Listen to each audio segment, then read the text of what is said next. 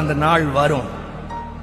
எதற்காக ஜெபிச்சீங்களோ, எதற்காக அழுதீங்களோ, எதற்காக கர்த்தருடைய பாதத்துல உட்கார்ந்து இருக்கீங்களோ அந்த நாள் வரும். கவலையே படாது. கர்த்தருக்கு காத்திருக்கிறவங்க எப்படி தெரியுமாங்க இருக்கணும்? ஏசாயா 40:31 வாசிக்கிற எல்லாத்துக்கும் தெரிஞ்ச வசனம் தான்.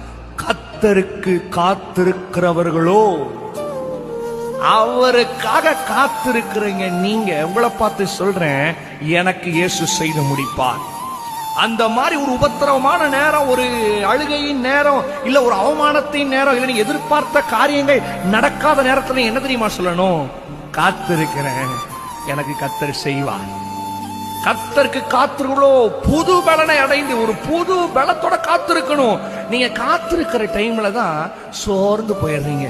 நடக்குமா, நடக்காதா, செய்வாரா, செய்ய மாட்டாரா, அத ஆண்டவர் வாய்க்க செய்வாரா, வாய்க்க பண்ண மாட்டாரா, சொல்லிட்டார்ல.